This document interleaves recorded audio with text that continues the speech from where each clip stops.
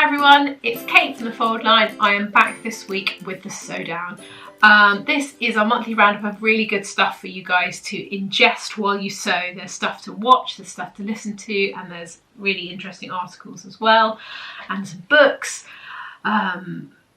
Just good stuff. So I'm going to get going.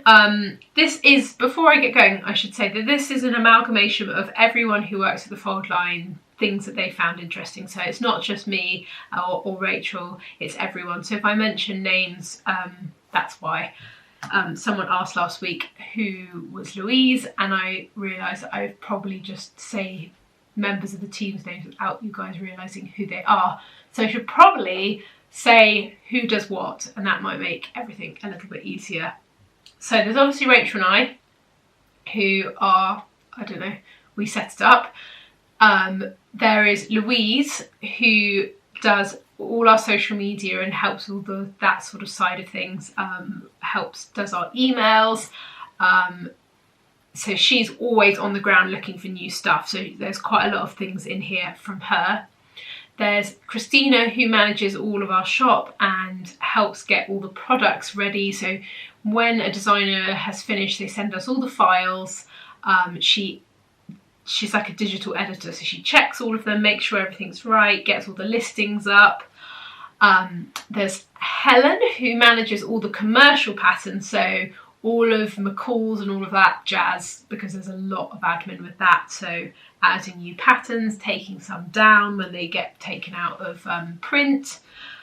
And then we have Mel, who helps us with customer service. So she helps with any problems anyone has and kind of keeps everything ticking along. So that's our team. I probably should have done that a long time ago so you understand a bit more. So if I say names now, hopefully that'll make you understand who is who.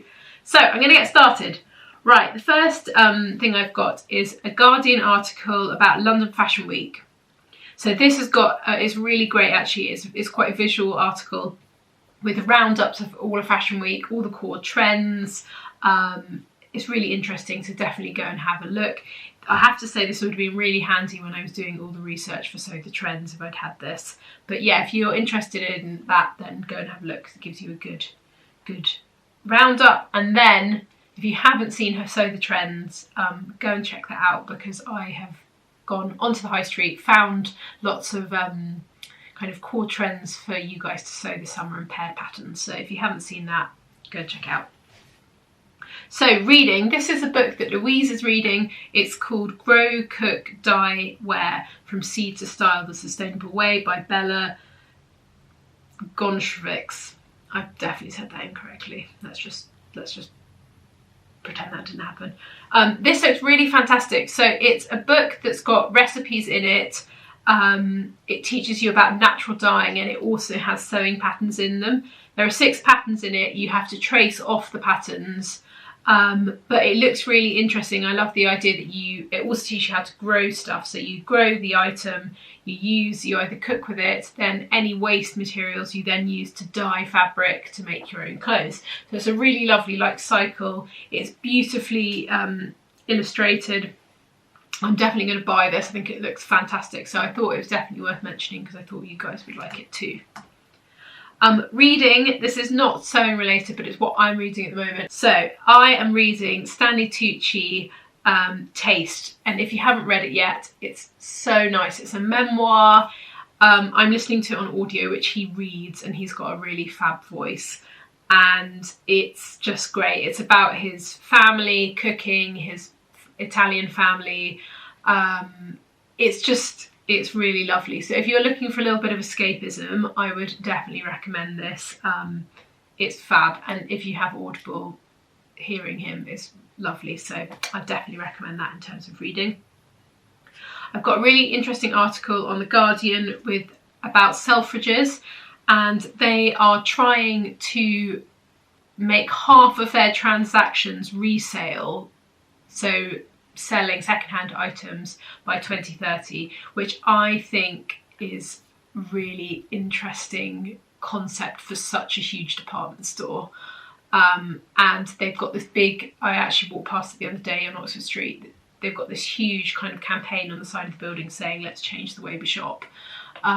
So go and have a read of that, because I thought that was a really interesting concept and quite a brave concept in the world of retail at the moment. A little side note, well not side note, a little something that might interest everyone. Prue Leith, who we were all talking about how much we love her, Great British Bake Off, if anyone hasn't seen her, she is doing an audience, like a kind of tour and talks coming up. I think it's in February and March next year, and I just thought it was worth mentioning because I think lots of you guys might like to go and hear her talk. And I didn't realise that she's 82. She looks so incredible. Anyway, there's a link down below to that if you want to go and find out more. There is also a link to everything I talk about down below. Next up, I've got some nice things to watch. One of them is a video, and I'll pop a link to it from Instagram, from Vicky Sews, and they're showing you how to repair a kind of rip in a pair of jeans, which I thought was really good. It's a really quick little video, but really useful. And I don't know about you guys, but I have multiple pairs of ready-to-wear jeans which have just died and I haven't fixed them, so this gave me the impetus that I actually have to do it. And it's a very short little video, but it's really handy. Another sewing video that I've got is the Friday Pattern Company Wilder gown. I'll pop a picture up of it if you haven't seen it before. Beautiful dress, so popular within the sewing community. Loads and loads of you have made it. But there's a step-by-step video tutorial from the Friday Pattern Company of how to do a hack of it with a sleeveless version, which I think is really interesting, and it's a really good video. So if you're thinking like you want to do a bit of a hack on a pattern that you already own, or you'd like the Wilder gown but you like it to be sleeveless, this is definitely worth going and checking out. So yeah, I was really pleased with finding that. I thought it was a good video. A couple of things to watch, and they're both films actually.